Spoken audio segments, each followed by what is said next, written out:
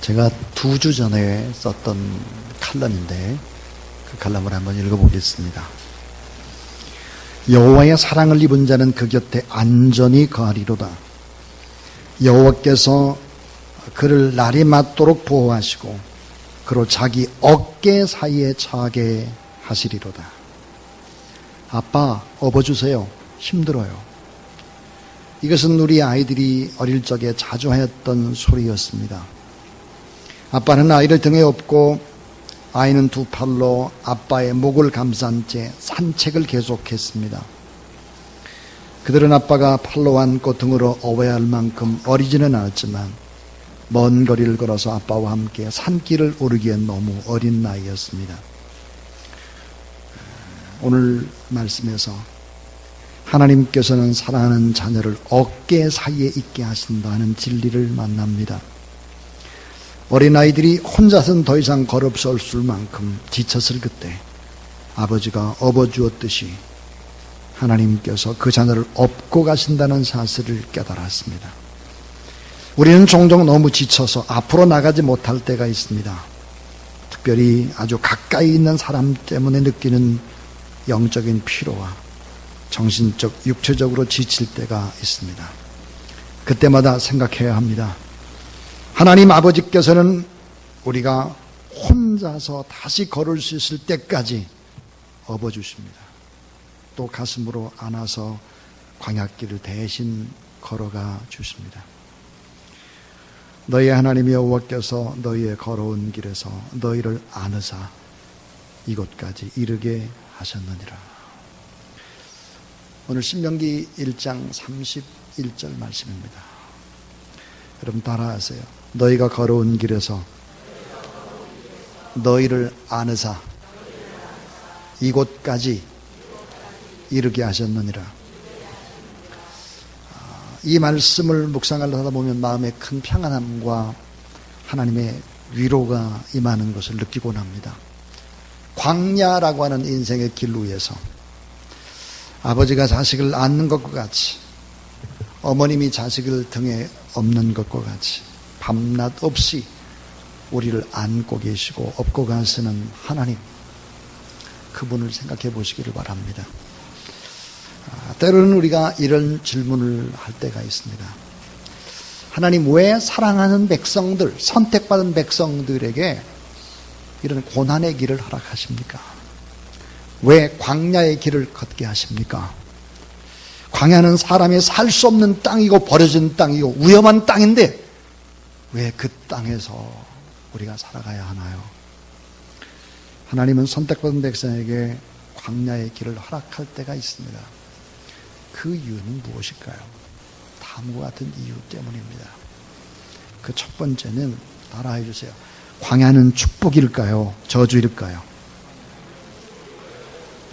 자, 광야는 축복일까요? 저주일까요? 자, 이걸 깨닫게 하기 위해서입니다. 자, 광야의 겉모습을 한번 생각해 볼 수 있길 바랍니다. 광야의 겉모습. 이 광야의 겉모습을 보면 죽음의 계곡이죠. 그래서 신명기 1장 19절을 보니까 크고 두려운 광야 그랬습니다. 위험과 어마어마한 공포가 도사리고 있죠. 물이 없습니다. 먹을 것이 없습니다. 잠자리가 불편합니다. 춥고 덥고 위험하죠. 기초적인 생활, 밑바닥의 생활들이 보장되어 있지를 않습니다. 어린아이들은 물 달라고 울어댑니다. 짐승들은 픽픽 물이 없어 쓰러집니다. 이스라엘 백성들은 이성을 잃고 돌을 던지고 원망을 하고 고달프고 단순하고 지루하고 신경이 날카로워지고 짜증과 분노와 불안이 임하는 땅 광야. 그리고 그곳에는 시시했던 옛날 과거가 참 좋았다고, 그리고는 불평하고 탄식합니다. 갑자기 또 폭풍과 모래바람이 불어오죠. 그 속에서 서로 속고 속이는 전쟁 같은 곳, 그것은 광야입니다. 어떻게 광야가 축복이 될 수 있나? 광야는 오히려 저주일 수 있죠. 성경에 보니까 이스라엘 백성들의 눈에 비친 광야는 죽지 못해 끌려가는 힘겨운 삶이었죠. 하루하루가 고단한 고단한 반복의 일상입니다. 그런데 하나님의 사람 모세는 달랐습니다. 이 모세는 이렇게 고백을 했습니다. 광야에서 너희가 당하였거니와 사람이 자기 아들을 안는 것과 같이 너희 하나님 여호와께서 너희가 걸어온 길에서 너희를 안으사 이곳까지 이르게 하셨느니라 그랬습니다. 많은 사람들은 광야가 불평이고 저주고 힘들고 정말 모진 힘겨운 삶의 연속이라고 생각하는데, 하나님의 사람 모세는 하나님이 업고 또 등에 업어서 광야길을 걷게 했다 그랬습니다.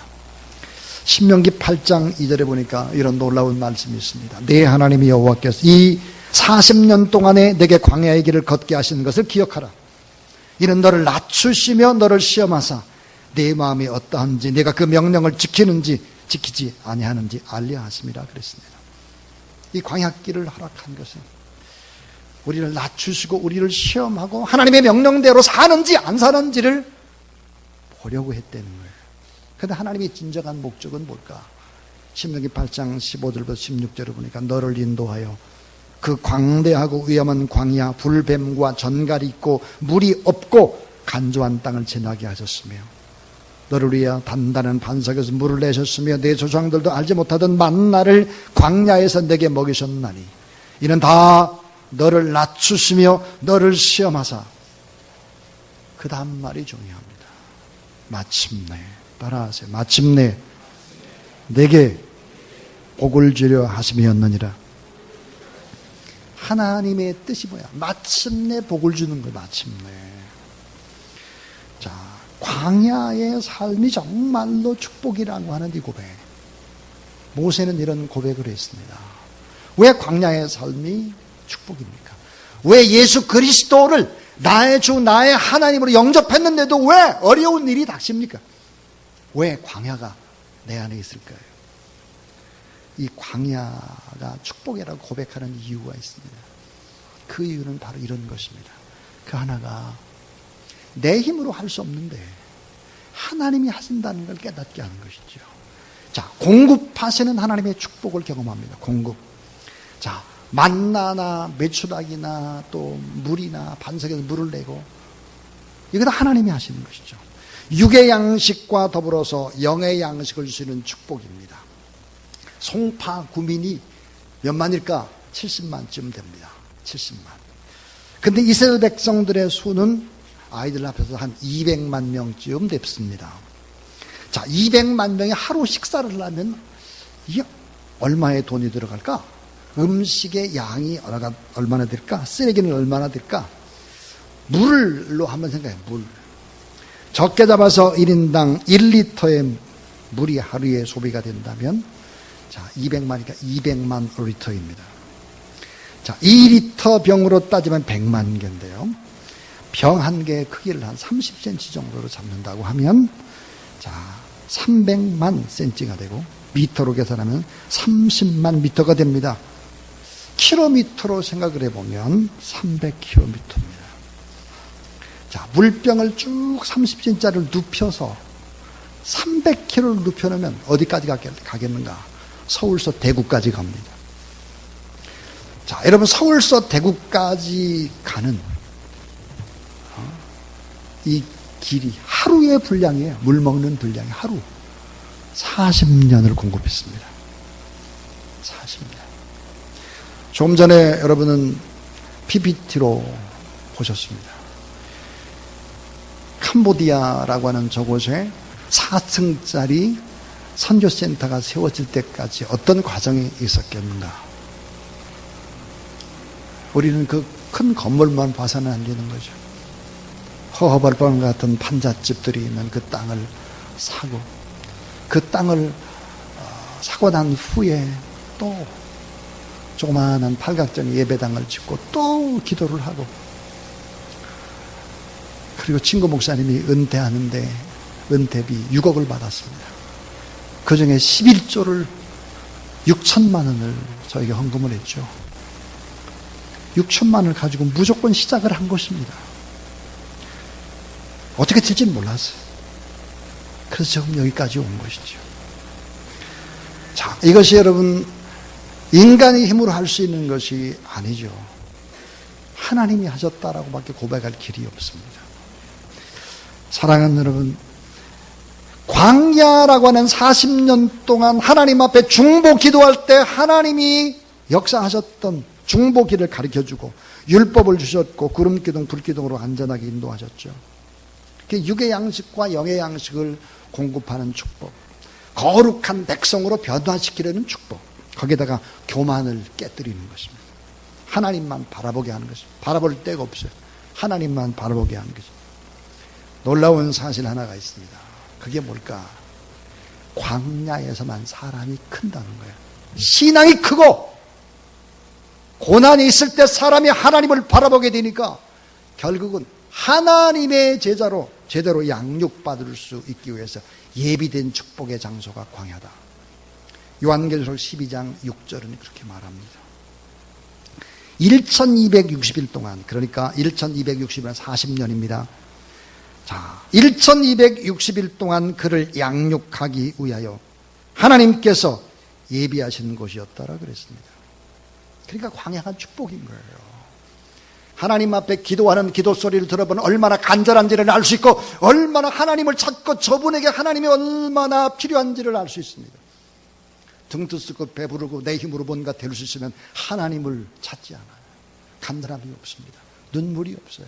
이게 불행인 거죠. 우리는 광야가 예수 그리스도를 믿고 난 이후에 광야가 축복이라는 사실들을 알아야 합니다. 또 아무 것이 없다고 할지라도 하나님 앞에 무릎으로 기도하는 그런 여러분 될 수 있기를 주의 이름으로 축원합니다. 자, 축복이라는 단어와 무릎이라는 단어가 어원이 같습니다. 하나님 앞에 무릎 꿇어 기도하라. 축복과 무릎이 같다니까요.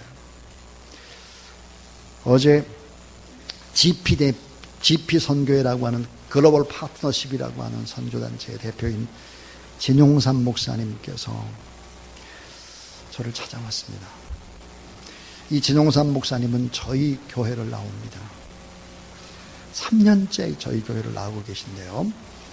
새벽 기도를 거의 빠지는 법이 없습니다. 해외에 나가거나 강의하거나 이외에는 빠지는 법이 없죠.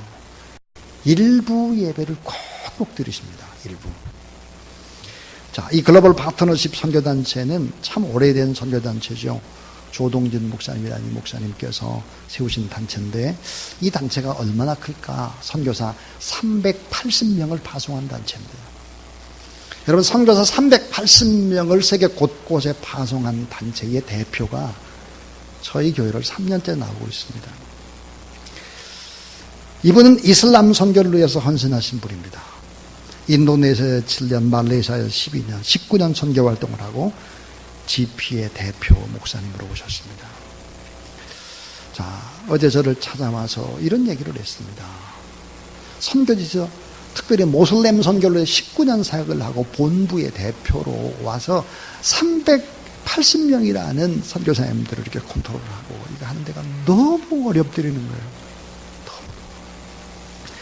행정적인 어려움들, 고통의 시간들을 보냈는데 저희 교회에서 새벽에 하나님 앞에 간절히 기도하면서 그 새벽 기도의 힘, 일부 예배에 드리며 말씀을 붙잡고 기도한 그 힘 때문에 자기가 살았다는 거예요.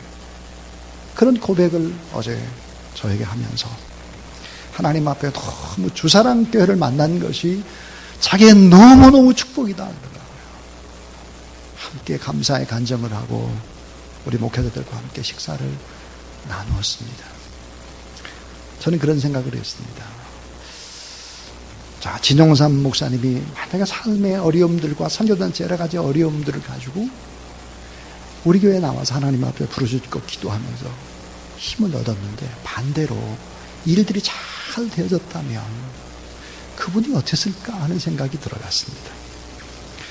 자, 어떤 사람에게는 광야가 저주라고 말합니다. 대부분의 사람들이 그렇게 생각합니다. 대부분 다 삶의 어려움이 조금 오면 이게 정말 저주받았다 이런 생각하죠. 그러나 소수의 사람들은 광야가 축복인 것을 아는 거예요. 여러분, 그 소수의 사람이 될 수 있기를 주님의 이름으로 축원합니다. 자, 두 번째 이야기입니다. 두 번째 이야기는 따라하자. 하나님께서 안고 업고 가시는 축복. 자, 하나님께서 안고 업고 가시는데요. 좀 더 구체적으로 살펴보면 신명기 1장 31절의 말씀을 중심으로 앞 뒤의 구절을 살펴보면 하나님의 사람 모세는 하나님이 베푸신 은혜를 세 가지의 사실들을 얘기하고 있습니다. 그 은혜가 뭘까? 하나님이 베푸신 축복. 그것은 바로 첫 번째 축복이 뭐냐면 싸워주신다는 거예요. 따라해 주세요. 너를 위하여 싸워주신다. 자, 신명기 1장 30절에 보니까 너희보다 먼저 가시는 너의 하나님 여호와께서 애굽에서 너희를 위해 너희 목전에서 모든 일을 행하신 것 같아. 이제도 너희를 위해서 싸우셨다는 거예요. 싸우십니다. 이스라엘 백성들을 품에 안고 등에 업고 광야 길을 걸어오신 하나님, 또한 대신 싸워주시는 아버지, 아말렉과 싸워주시고 싸우는 들짐승이 공격해 올 때도 보호해 주시고, 하나님이 다 그렇게 하셨다. 오늘 여러분, 하나님이 눈으로 잘 보이지 않죠. 그러나 생각해 보십시오. 여러분, 한 10년 전을 거슬러 올라가 볼까요? 20년 전, 30년 전으로 거슬러 올라가 보세요. 나의 30년 전, 20년 전, 10년 전이 어땠나? 그러면 하나님의 자취가 선명하게 찍혀져 있을 것입니다. 저는 30년 전에 저의 모습을 봅니다. 20년 전, 10년 전. 그때 제가 했던 이야기, 제가 썼던 글, 이야기와 글을 보고 사람들이 지금까지도 기억하는 그런 사람들을 만날 때 깜짝깜짝 놀라고 나옵니다. 돌아보십시오. 여러분의 인생길에서 하나님이 여러분과 함께 하셨던 선명한 자국이 있을 것입니다. 자, 이제도 너희를 위해 싸워주시겠다. 싸워주신다. 하나님이 여러분을 위해 싸우고 계셨다는 사실을 믿으시기 바랍니다. 또 하나, 이곳까지 이르게 하셨다. 이곳까지 그랬습니다. 자, 오랜 여정 가운데도 발이 부르지 않게 하셨고, 이곳까지 이르게 하셨다. 그리고 또 하나는 앞으로 갈 길을 제시하신다라고 얘기하고 있습니다. 자, 신명기 1장 33절.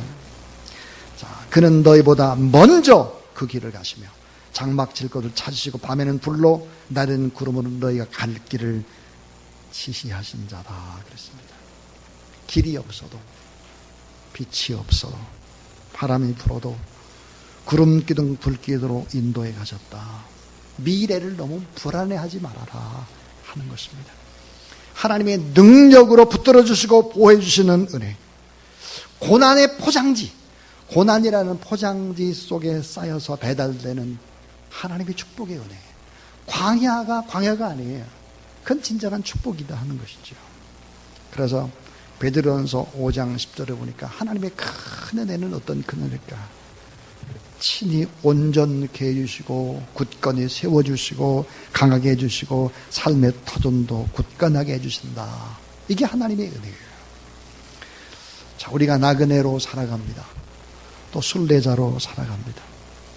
이 살아갈 동안에 하나님께서 우리를 위해 싸워주시고 또 우리의 걸음걸음을 인도하시고 앞으로도 복된 길로 이끌어 가신다.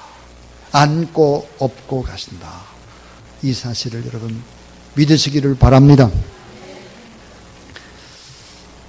어느 목사님 설교 중에 이런 예화를 들었습니다. 여러분 한번 곰곰이 생각해 보시길 바랍니다. 성경책 표지가 새카만 것, 까만 것은 우리의 죄가 검기 때문입니다. 이렇게 말하더라고요. 또 성경책 옆에 색깔이 빨간 것은 예수님의 보혈 때문입니다. 이거 아멘인지를 좀 생각해 봐야 돼, 이거. 네. 속이 하얀 것은 우리의 죄가 휘어졌기 때문입니다. 이래요. 이야기를 들었던 제 맹구가 목사님께 질문을 했습니다. 목사님, 제 성경책은 옆이 노란 색깔인데요. 그때 목사님께서 맹구에게 이렇게 대답을 했습니다. 맹구야, 그건 예수님의 살 색깔이야. 이 복음이 아닙니다, 이거. 가짜 복음이죠, 가짜. 오늘 저는 진짜 복음을 얘기하는 거예요, 진짜 복음. 이게 진짜 복음이에요. 제일 중요한 세 번째 얘기하려고 합니다. 진정한 축복은 하나님이 내 아버지가 되시는 축복입니다. 하나님이 여러분의 아버지가 되시는 축복이 진정한 축복인 걸 믿으시기 바랍니다. 내가 하나님 앞에 예수 그리스도 나의 주 나의 하나님을 영접하고 구원을 받았다. 구원받았다는 뜻이 무엇입니까? 하나님이 나의 아버지가 되신다는 것입니다. 하나님이 여러분의 아버지라는 확신을 가지고 살아갈 수 있게 되기를 바랍니다. 그래야 구원받은 거예요. 만약에 구원받지 못한 사람은 하나님이 나의 아버지가 아니에요. 하나님을 잘못 생각하는 것이죠. 오늘 신명기 1장의 기록은 시내산 광야로 들어서서 첫 1년간의 생활을 회고하는 모세의 이야기죠. 그런데 시간이 흘렀습니다. 광야에서 39년이 더 지났어요. 자, 39년이 지났을 때 신명기 32장 죽음을 앞둔 모세가 이렇게 고백을 합니다. 구약 성경에서 하나님을 이렇게 부른 것이 최초입니다. 하나님을 아버지로 최초로 부른 사람이 모세입니다. 신명기 32장에 하나님을 아버지라고 부릅니다. 자, 신명기 32장 6절 어리석고 지혜 없는 백성아 여호와께 이같이 보답하느냐 그는 내 아버지시여 너를 지으신 이가 아니시냐 그가 너를 만드시고 너를 세우셨도다 그랬습니다. 자, 신명기 33장 27절에 보니까 영원하신 하나님이 내 처소가 되시니 그의 영원하신 팔이 내 아래에 있도다. 이걸 현대어로 번역해 보면 이런 얘기입니다. 하나님의 영원하신 팔이 너를 끌어안고 품고 계신다. 그러므로 하나님이야말로 너의 고향이요 너의 품이요 너의 안식처요 너의 아버지가 되신다. 광야에서 40년이란 길고 긴 시간 동안 이스라엘 백성들을 이끌었던 하나님의 사람 모세가 죽기 전에 백성들에게 했던 고백. 하나님의 영원한 팔이 너를 끌어안고 품고 계신다. 그러므로 하나님이야말로 너의 고향이요 너의 품이요 너의 안식처요 너의 아버지가 되신다. 이 사실을 믿으시기 바랍니다. 이 사실을 믿고 살아가는 그런 여러분 되길 주의 이름으로 축원합니다. 자, 예수님께서는 하나님을 아버지라고 부르셨습니다. 자, 예수님이 하나님을 아버지라고 부르셨어요. 이걸 다 체킹을 해보니까 찾아보니까 예수님이 하나님을 아버지라고 부른 것이 39번입니다. 39번. 자, 우리가 하나님 앞에 죄에서 구원받고 영원한 천국에 갈 수 있는 하나님의 자녀가 되는 것, 그건 구원의 가장 위대한 선물이고 하나님의 은혜죠. 최고의 축복입니다. 이건 최고의 은혜입니다. 죄인인 사람들을 버리기보다는 자신의 아들을 버리는 길을 선택한 것, 그것이 복음입니다. 죄인은 우리들을 버리기보다는 자신의 아들을 버리시는 길을 선택하고 우리를 아들과 딸로 삼으신 하나님의 놀라운 사랑. 구원은 하나님이 나의 아버지가 되는 것입니다. 하나님이 나의 아버지다. 근데 나의 아버지신 하나님이 어떤 분입니까? 전지전능하신 하나님, 만군의 여호와, 천지의 주제이시고 지극히 높으신 크신 하나님, 그분이 나의 아픔과 나의 고통과 나의 과거도 다 아시고 나의 시시했던 과거들을 깨끗하게 다 용서해 주시고 나를 복되게 하시는 분이 나의 아버지. 자, 여러분이 제가 설교하는 걸 도와주셔야 합니다. 어떻게 도와주시느냐? 제가 전지전능하신 하나님이 그러면 나의 아버지입니다 라고 대답하는 거예요. 나의 아버지. 자, 한번 해보겠습니다. 하나님이 들으세요. 자, 전지전능하신 하나님이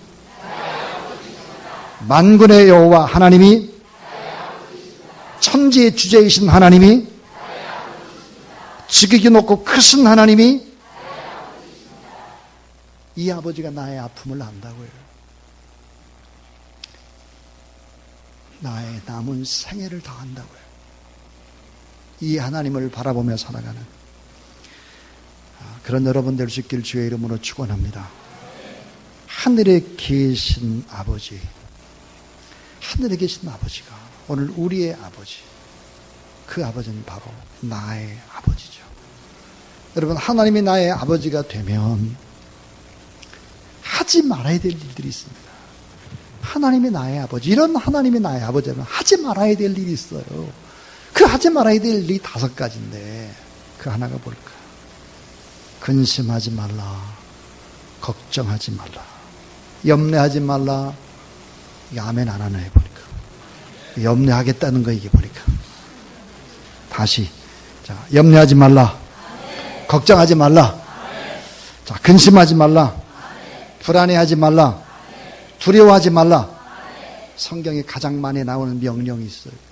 365번 나오는 명령. 두려워하지 말라입니다. 자, 얼마나 때로는 두렵습니까?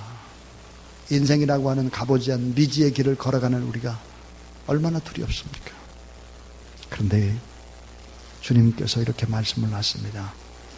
이사야 41장 10절은 두려워하지 말라, 내가 너와 함께 함이니라. 놀라지 말라, 나는 내 하나님이 됨이니라. 내가 너를 굳세게 하리라. 참으로 너를 도와주리라. 참으로 나의 의로운 오른손으로 너를 붙들리라. 두려워하지 말라 그랬습니다.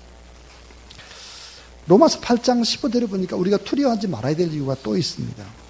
너희는 다시 무서워하는 종의 영을 받지 아니하고 양자의 영을 받았으므로 우리가 아빠 아버지라고 부르짖느니라 그랬습니다. 우리 안에 성령 하나님이 계시죠. 하나님을 아빠, 나의 아버지. 그래서 하나님이 나의 아버지가 되는 것이죠.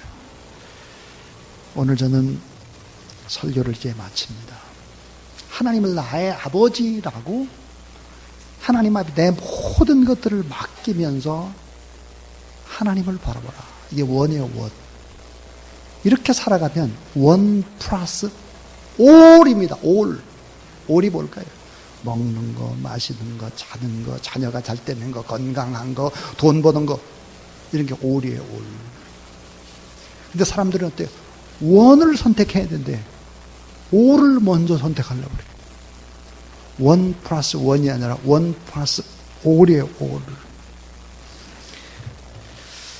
반드시 하나님 아버지 한 분을 믿고 신뢰하고 의지하면 지금 내 모습이 좀 부족하고 연약하고 넘어지고 자빠지고 실망할지라도, 내가 내 모습을 보고 너무너무 낙심할지라도 염려하지 마세요. 하나님 우리 아버지라면 어떻게 하실까요? 호세아 14장 4절입니다. 따라하세요. 내가 그들의 반역을 고치고 기쁘게 사랑하리라. 하나님은 어떤 분일까? 고쳐요. 고쳐서 사랑합니다. 아브라함도 고쳐서 사랑하고, 이삭도 고쳐서 사랑하고, 야곱도 고쳐서 사랑하고, 또 여러분 다윗도 고쳐서 사랑하죠. 사도 바울 고쳐서 사랑하네. 고쳐서. 어떤 분이 저에게 붙여준 별명이 하나 있죠. 여러분 잘 아시잖아요. 재활공장 공장장이라고. 제가 아니라 하나님이십니다. 하나님이 재활공장 공장장이세요. 고쳐서 쓰는 것이죠.